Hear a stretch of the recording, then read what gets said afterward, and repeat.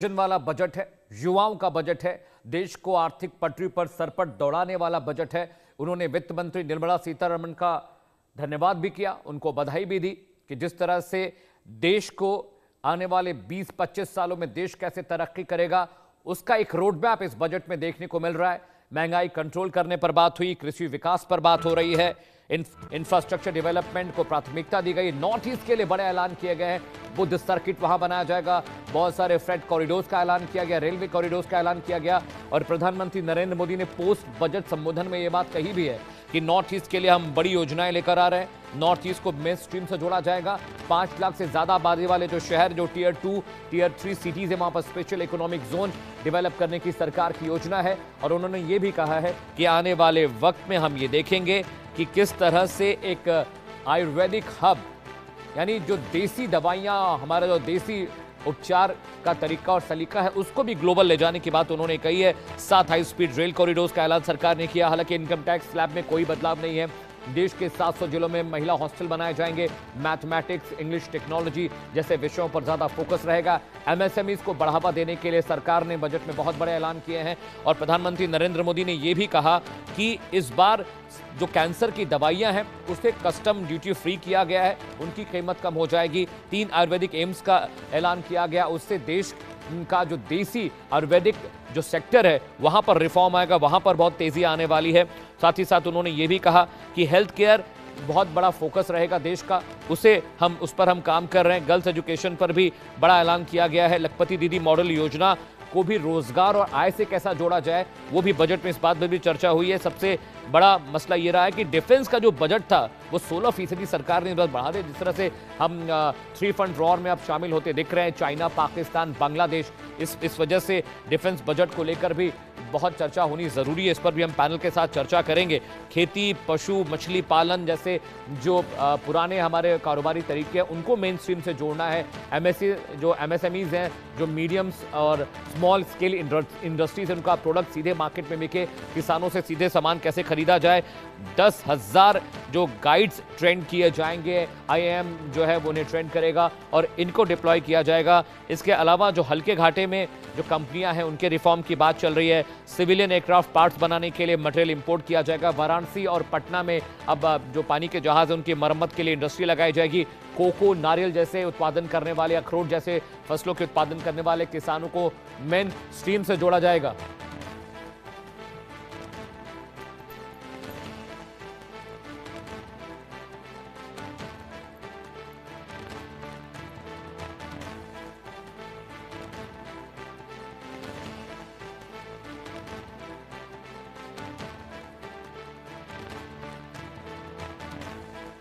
चलिए, सबसे पहले मैं जाऊंगा रत्नाकर जी के पास। बीजेपी के प्रवक्ता आपको तस्वीरों में दिखाई दे रहे हैं। ममता जैन जी मेरे साथ हैं। आपका भी ममता जी बहुत बहुत स्वागत है। इसके अलावा नवीन शर्मा जी भी मुझे तस्वीरों में दिखाई दे रहे हैं। आपके प्रवक्ता हैं, आप स्पोक्स पर्सन हैं। सबसे पहले रत्नाकर जी, इस बजट को कैसे देखते हैं, कितने नंबर्स देते हैं, क्योंकि जनता में थोड़ी निराशा जरूर है, किसान भी इस बजट से कुछ ज्यादा खुश नहीं है। रत्नाकर जी। देखिए, बजट में नंबर देने का काम तो जनता करती है, और जनता जब अपना सिलेक्शन करती है उस समय बताती है कि आपके कार्यों पे किस तरह से मुहर लगाया जाए, तो ये जनता के लिए हम लोग छोड़ते हैं। रही बात जनता के हित में काम करने की और देश हित में काम करने की, तो वह भारतीय जनता पार्टी हमेशा से यह प्रयासरत रहती है कि देश का विकास हो, लोगों का विकास हो। इसके लिए ये हमेशा से प्रयास भारतीय जनता पार्टी रहती है। रही बात बजट की, तो मैं बजट की बात कर लूं। देखिए, जिस तरह से मोदी जी ने विकसित भारत की संकल्पना को जो है 2047 तक किया है कि हम एक भारत को विकसित भारत बनाएंगे, उस विकसित भारत की संकल्पना को साकार करने के लिए इस तरह का बजट जो है निश्चित रूप से एक बड़ा रोड मैप तैयार करने का काम किया है, और एक नींव जो जिसे कहते हैं, नींव रखने का काम किया है। तो निश्चित रूप से जो भी प्रावधान किए अभी प्रधानमंत्री जी, आप ही के चैनल पे आकर के जो सारी चीजें उन्होंने बताया और जो चीजें उन्होंने दिखाया, निश्चित रूप से कहीं ना कहीं वो सारी चीजें अपने आप में बयान करती हैं कि भारतीय जनता पार्टी देश को विकास के रास्ते पे आगे बढ़ाने के लिए और विश्व में एक अपना अलग स्थान बनाने के लिए, सर्वोच्च स्थान बनाने के लिए कटिबद्ध है। और जब पूरी दुनिया भारत को एक बड़ा मार्केट के रूप में देखती है, जो भारत को पूरी दुनिया हमारे तरफ देखने का काम करती है, तो निश्चित रूप से ये हमारा कर्तव्य बनता है कि भारत को भी उस तरह से एक माहौल बनाया जाए, एक आर्थिक नीतियां दिया जाए, जिससे कि हमारे पास इन्वेस्टमेंट और ज्यादा से ज्यादा आए। और हमने ये सारे कृत्य किए हैं पिछले 11 वर्षों में।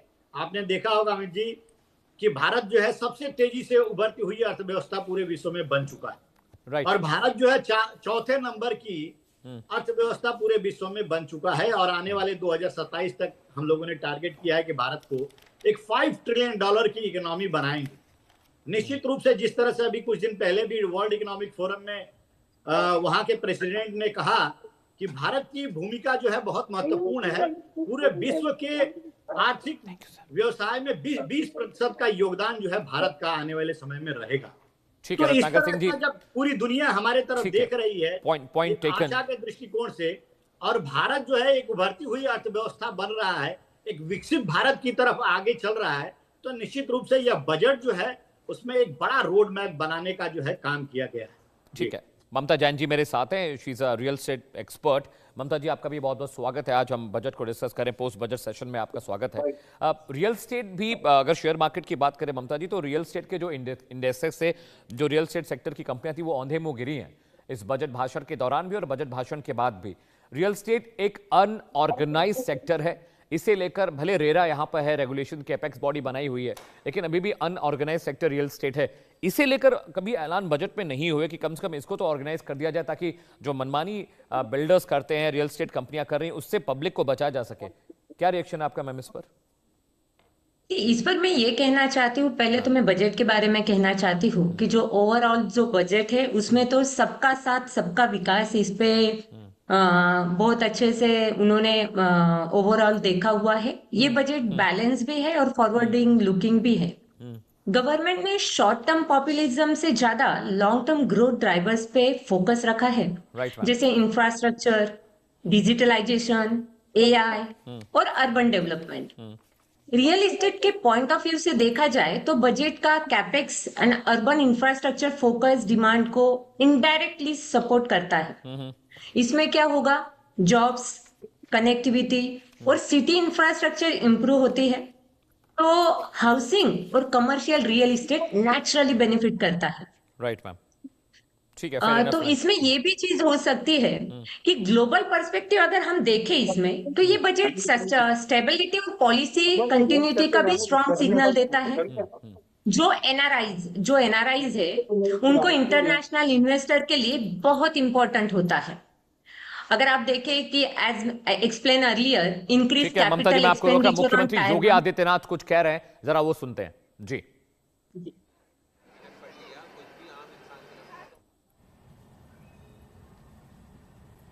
विकसित भारत की संकल्पना के रोड मैप को लेकर के अपना नया बजट देशवासियों के सामने प्रस्तुत किया है। मैं सबसे पहले देश के यशस्वी प्रधानमंत्री आदरणीय श्री नरेंद्र मोदी जी के प्रति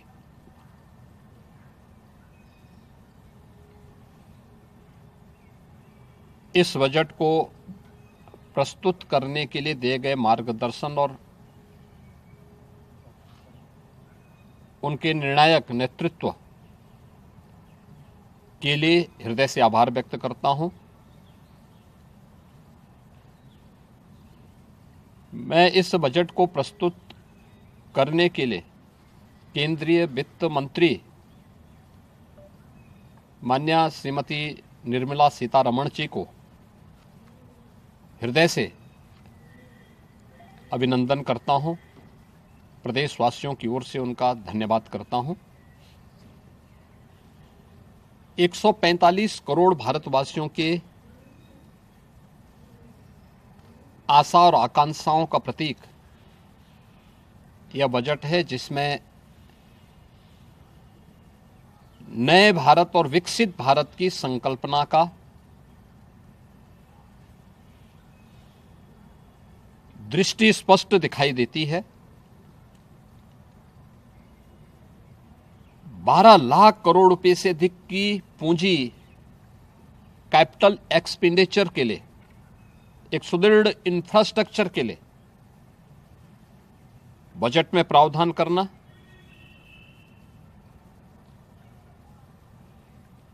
सात रेल कॉरिडोर के निर्माण के लिए प्रावधान करना, आयुष सेक्टर को विकसित करने के लिए और हेल्थ सेक्टर को मजबूती करने के साथ साथ आम नागरिक के लिए और खासतौर पर उसमें भी महिलाओं पर केंद्रित करते हुए उस पर जोर देना, हर जनपद में महिलाओं के लिए, कामकाजी महिलाओं के लिए छात्रावास के निर्माण का कार्य हो या स्टेम, साइंस, मैथ्स, स्टैटिस्टिक्स और इमर्जिंग टेक्नोलॉजी से जुड़े हुए छात्रावास के निर्माण के लिए सहयोग करने का, युवाओं के सपने को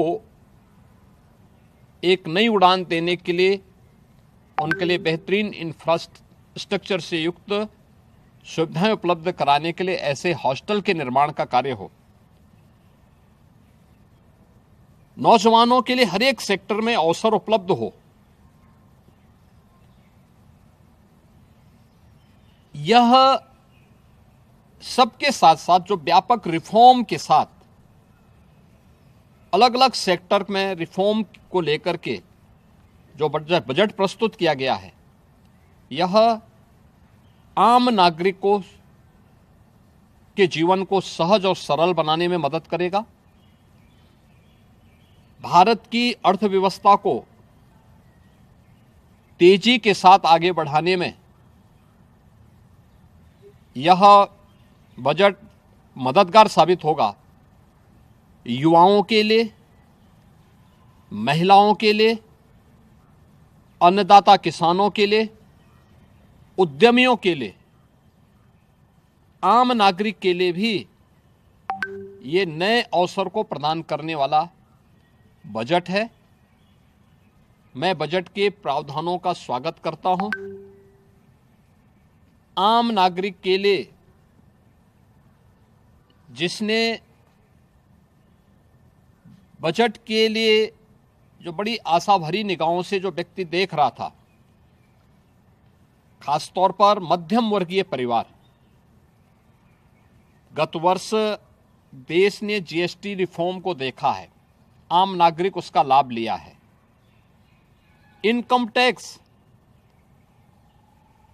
एक्ट को अप्रैल से लागू करने की घोषणा, उसको सरलीकृत करने, हर व्यक्ति आसानी से अपने रिटर्न को भर सके, इस दिशा में उठाया गया कदम भी स्वागत योग्य है, जिससे अधिक से अधिक व्यक्ति इनकम टैक्स की तरफ आकर्षित होगा और इनकम टैक्स का अपना रिटर्न भरने के लिए आकर्षित होकर के प्रवर्तमान नेशनल बिल्डिंग के कार्यक्रम में वह भी अपना योगदान दे सके। इस दृष्टि से यह अत्यंत महत्वपूर्ण कदम है। मैं कह सकता हूं कि यह बजट समाज के प्रत्येक तबके को, युवा हो, महिलाएं हो, अन्नदाता किसान हो, उद्यमी हो, इन सब को ध्यान में रख करके बनाया गया नए भारत का विकसित। यूपी के मुख्यमंत्री योगी आदित्यनाथ को सुन रहे थे। वो कह रहे थे आज का जो बजट है वो विकसित भारत का बजट है, एक नए विजन, एक नए मिशन का बजट है। मेरे साथ एसपी शर्मा जी हैं, सीनियर इकोनॉमिस्ट हैं। सर, बहुत बहुत स्वागत है आपका इंडिया न्यूज पर। पोस्ट बजट सेशन हम कर रहे हैं। आज के बजट को सर आप कैसे देखते हैं? How do you see it और कितना रेट करते हैं आज के बजट को सर? बजट बहुत ही प्रोग्रेसिव है और रोबस्ट इकोनॉमी के लिए एक प्रोग्रेसिव बजट में शॉर्ट में ये कहना चाहूंगा कि जिसमें बहुत अच्छी अनाउंसमेंट्स की गई हैं। वैसे तो पूरा बजट ही बहुत प्रफुल्लित है, लेकिन मैं कुछ हाइलाइट्स जो बजट के जो मैंने कंसिडर किए तो मैं आपके सामने प्रस्तुत करना चाहता हूं। पहले तो जो कैपिटल एक्सपेंडिचर है, जो सरकार ने 12.25 लाख करोड़ का जो कैपिटल एक्सपेंडिचर रखा है, वो बहुत ही एक मैं समझता हूं कि एक ग्रेट ट्रैजेक्टरी की तरफ भारत आगे बढ़ेगा, क्योंकि निरंतर रूप से जो कैपिटल एक्सपेंडिचर है वो इंक्रीज हो रहा है, हर एक वर्ष में इंक्रीज हो रहा है, तो जिससे कि हर एक सेगमेंट में बहुत अच्छे रोजगार के संसाधन पैदा होंगे और खास करके जो प्राइवेट इन्वेस्टमेंट है उसको एक अच्छा बूस्ट मिलेगा। दूसरा, जो सरकार ने 10,000 करोड़ का जो एक एमएसएमई का एक फंड रखा है जिसमें कि एमएसएमई चैंपियंस को आगे सपोर्ट किया जाएगा, ये बहुत अच्छा इनिशिएटिव है, लेकिन इसमें फंड थोड़ा कम है। क्योंकि we are full of MSMEs Bharat में 6 करोड़ से भी ज्यादा एमएसएमईज हैं, तो शायद ये अमाउंट थोड़ा ज्यादा होना चाहिए था, तो उसके लिए इनिशिएटिव अच्छा है। आने वाले टाइम में आशा करते हैं कि इसको और इंक्रीज करके आगे प्रफुल्लित किया जा सकता है। तीसरे नंबर पे जो सरकार का फिस्कल रोड मैप है, जो सरकार ने 4.4% का फिस्कल डेफिसिट रखा है, that is a great thing despite so many headwinds at the global level, Trump tariffs and geopolitics, geofragmentation, we are still in our strong trajectory of fiscal consolidation. तो ये एक बहुत अच्छा मैं समझता हूं कि सरकार ने आगे रोड मैप दिया है जो फिस्कल डेफिसिट का कंसोलिडेशन का, तो बहुत अच्छी उपलब्धि है। इसके अलावा सरकार ने जो 3 कर्तव्य बताए हैं, एक तो जो ग्रोथ को एक्सेलरेट करना और उसके साथ उसको सस्टेनेबल बनाना, साथ में फिर इंक्लूसिवनेस, जो एक एस्पिरेशनल इंडिया है, जो एस्पिरेशंस हैं जो उनके ऊपर ध्यान में रखते हुए जो इंक्लूसिवनेस का एक कंटेंट ग्रोथ में होना चाहिए, वो एक बहुत ही मैं समझता हूं कि एक स्ट्रॉन्ग पॉइंट है भारत की ग्रोथ के लिए और डेवलपमेंट के लिए। और इसके अलावा जो 7 रेल कॉरिडोर्स अनाउंस की गई हैं, वो these are for the infrastructure development, because now every road, every track goes to विकसित भारत। मैं समझता हूं कि जितना भी हम इंफ्रास्ट्रक्चर के ऊपर ध्यान करेंगे वो सब विकसित भारत के लिए बहुत अच्छा रहेगा। कुल मिला के मैं समझता हूं कि बजट बहुत अच्छा है, ग्रोथ बड़ा अच्छा प्रोजेक्ट किया गया है, 6.8 to 7.2% का ग्रोथ रेट रियल जीडीपी में रहेगा, तो पोटेंशियल ग्रोथ रेट हमारा 7% है। तो going forward I am expecting some more reforms for the MSME sector so that they are becoming more strong in the trajectory of विकसित भारत। इसके अलावा जो मिडिल क्लास के लिए सरकार ने कुछ खास अनाउंसमेंट नहीं किया, क्योंकि पिछले साल बहुत बड़ा बोनेंजा सवाल भी था sir, sorry I'm interrupting you in between sir, there was no announcement or on tax slab, on middle class, agri sector के लिए सर कोई बहुत बड़ा ऐलान नहीं हुआ। किसान निधि को we were expecting a bit of raise into that, वो भी सर नहीं था। किसान थोड़े निराश जरूर दिखाई दिए। मिडिल क्लास के लिए sir there was nothing for the middle class, how do you see it sir? yes मैं आशा करता हूं कि आने वाले टाइम में 2030 तक जो अभी 24 लाख का पीक रेट है, 30% 24 लाख इनकम के ऊपर लगता है, वो अगले 3-4 वर्ष में 30 लाख के ऊपर हो जाए, तो that is my expectation from the forthcoming और budgets by the 2030। Right sir, north east के लिए झोली लग रहा, सरकार ने खोल दी, बुद्ध सर्किट करने जा रहे हैं, बनारस और पटना में जहाज बनाए जाएंगे, वो तमाम चीजें इंपॉर्टेंट है सर, लेकिन इस बार मार्केट ने बहुत नेगेटिव रिएक्ट किया सर, वाई सो? हालांकि एसटीटी बहुत ज्यादा नहीं बढ़ाया गया, फ्यूचर ऑप्शन में बहुत ज्यादा लोग ट्रेड नहीं करते। मैंने देखा है ट्रेंड के पिछले कुछ वर्षों से, जिस दिन बजट आता है तो मार्केट उस दिन ज्यादा गंगो में नहीं होती है, मार्केट कई बार डिसेलरेट भी होती है, लेकिन कुछ दिनों के बाद जैसे ही बजट का फाइन प्रिंट आता है तो मार्केट्स को शायद उसमें से बहुत सारी चीजें अच्छी लगती हैं, तो वापस मार्केट्स रिवाइव करती हैं। तो मेरे को आशा है कि मार्केट्स के लिए बजट बहुत अच्छा है, आने वाले टाइम में मार्केट्स रिवाइव करेंगे और उसी स्तर पे आ जाएंगे जहां पे मार्केट्स प्रिवेल कर रही थी। सर, बायो फार्मा मैन्युफैक्चरिंग पर भी huge vision have seen 10,000 crore का उस पर अलॉटमेंट हुआ है, ये कितना इंफ्रास्ट्रक्चर इकोनॉमी को बूस्ट करेगा आने वाले 5 सालों में सर, इसे कैसे रीड करते हैं? ठीक है, हमारा जो लक्ष्य है कि zero carbon bye 2030 and net zero by 2070, तो उसी दिशा में बहुत सारे ये कदम हैं जो उठाए जा रहे हैं सरकार के द्वारा, और जो ग्रीन हाइड्रोजन मिशन है वो उसको और प्रफुल्लित किया जा रहा है, so that the green content is coming in our growth trajectory and we are becoming more and more green growth country. So going forward I right away sir, please stay with me doctor साहब, please stay with me. मेरे साथ सृष्टि और पुनीता भी मेरे सहयोगी आपको screen पर दिखाई दे रही है। मेरे साथ आम आदमी पार्टी के प्रवक्ता नवीन शर्मा जी हैं। शर्मा जी, आप इस बजट को कैसे देखते हैं, क्योंकि विपक्ष ये कह रहा है कि ये देश के 5 से 7% आबादी के लिए सिर्फ बजट बनाया गया है, ये इंडस्ट्रियल फोकस बजट है, पब्लिक के लिए, जनता के लिए there is nothing as such. देखिए सर, आप इस बजट को देख लीजिए, आप पिछले बजट को देख लीजिए, या बीजेपी के किसी भी बजट को देख लीजिए, केवल और केवल एक सेम पैटर्न दिखेगा आपको। आपको ये दिखेगा कि एक बजट आएगा, ये डीमोटिवेटिंग बजट होगा, डल बजट होगा, लेकिन जो बीजेपी के नेता हैं, जो बीजेपी के सपोर्टर्स हैं, वो बाहर आके बताएंगे फ्यूचरिस्टिक बजट है, फ्यूचर का बजट है, बहुत बहुत बढ़िया प्रोग्रेसिव बजट है। लेकिन वो प्रोग्रेसिवनेस आ नहीं रही है। 2014-15 का जो बजट था उसको 2022 के लिए बताया गया था, 2022 निकल गया, 2026 के लिए बताया गया था, 2026 आ गया, अब 2047 के लिए बताया जा रहा है। ग्राउंड पे हो नहीं रहा, लोगों को मिल नहीं रहा। बजट और बाजार जो है वो बिल्कुल इंटर रिलेटेड है, इंटरकनेक्टेड है। बाजार में कितना पैसा आया, लोगों की जेब में कितना पैसा गया, लोगों ने कितना पैसा खर्च किया, ये डायरेक्टली इंटर रिलेटेड है। और आप पैसे की बात करोगे तो फॉरेन डायरेक्ट इन्वेस्टमेंट जो है वो 96% गिर गई। निवेशकों को विश्वास ही नहीं हो रहा देश की, हमारे देश की सरकार के ऊपर कि यहाँ पे हमें रिटर्न मिलेगा। आप विदेशी निवेशकों तो छोड़ दीजिए, हमारे देश के जो इन्वेस्टर्स हैं वो आके सरकार के लिए तालियां तो बजाते हैं, लेकिन देश में इन्वेस्ट नहीं कर रहे। 2 लाख करोड़ रुपए हमारे देश के इन्वेस्टर्स ने देश से बाहर भेज दिए, जो हमारे देश के लोगों को मिलने चाहिए थे। वो बाहर इन्वेस्ट हो रहे हैं, बाहर के लोगों को, बाहर की इकोनॉमीज को हेल्प करेंगे। आप ओवरऑल देख लीजिए, पेट्रोल प्राइसेस देख लीजिए, कोई फर्क नहीं पड़ा। गैस प्राइसेस देख लीजिए, कोई फर्क नहीं पड़ा। लोगों के जीवन पे कोई राहत नहीं है, लोगों के महंगाई अभी भी झेल रहे हैं, लेकिन फैंसी नंबर्स बताएंगे ये आपको, ये फैंसी वर्ड्स बताएंगे। बुलेट ट्रेन बनेगी, लेकिन रेलवे दुर्घटनाओं में लोग मारे जा रहे हैं। हर महीने एक रेल दुर्घटना हो जाती है, भगदड़ से लोग मारे जा रहे हैं। इंफ्रास्ट्रक्चर पे ये बताएंगे हमने 17 लाख करोड़ रुपए का कर्जा ले लिया, किसको फायदा होगा उसका? पूंजीपति दोस्तों की जेब में जाएंगे वो पैसे, जनता को कुछ नहीं मिलेगा। आपने 16-17 लाख करोड़ रुपए पूंजीपतियों का माफ कर दिया, उसका वजन किस पे पड़ा? जनता पे पड़ा। आज बजट में एक भी ऐसी चीज सरकार के पास बताने के लिए नहीं है। ये जिस इंटरेस्ट रेट पे लोन लेके स्कीम्स में लगा रहे हैं और उनसे रिटर्न लेना चाह रहे हैं, उससे कम, उससे ज्यादा इंटरेस्ट रेट पे इन्वेस्ट कर रहे हैं। ये ऐसी कौन लोग ये इकोनॉमी को चला रहे हैं, कौन लोग ये इनको सलाह दे रहे हैं? बिल्कुल क्लूलेस है सरकार, जो देश के लोगों का पैसा वेस्ट कर रही है, जनता की जेब में 1 रुपया डाल के राजी नहीं है। जिसने पूजा की सामग्री पे टैक्स लगा दिया, जिसने जो है वो पूंजीपतियों के लिए जो बड़े बड़े गेट्स हैं, बड़े बड़े हेवेंस हैं, ओपन कर दिए और जनता की जेबों पे ताला लगा दिया। ना जेब में पैसा आ रहा है, ना जेब में पैसा जा रहा है। इन्होंने कहा हम किसानों की आय दुगना करेंगे, ये भी झूठ निकला। इन्होंने कहा हम 100 स्मार्ट सिटीज बनाएंगे, वो भी झूठ निकला। इन्होंने करोड़ों रुपए startup India, make in India पे खर्च कर दिए। और जो आज रियलिटी है कि देश के अंदर मैन्युफैक्चरिंग सेक्टर का जीडीपी में जो परसेंटेज है वो घट के 12% रह गया। जब तक हमारे देश में मैन्युफैक्चरिंग नहीं होगी, जब तक हमारे देश में लोगों को रोजगार नहीं मिलेगा, तब तक आप जितने मर्जी फैंसी बातें बोलते रहिए। आप आइए, आप सूट बूट पहन के आइए टीवी पे, आप बोलिए very progressive budget, futuristic budget, और वो फ्यूचरिस्टिक बजट जो फ्यूचर किसी ने देखा ही नहीं।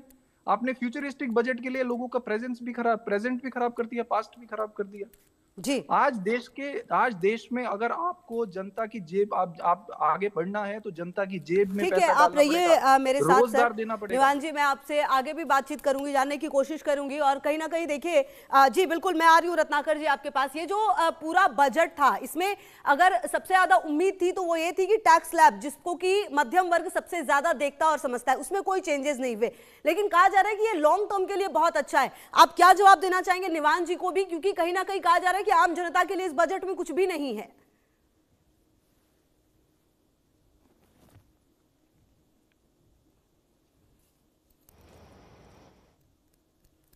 रत्नाकर जी अनम्यूट कर लें सर अपने आप को जरा।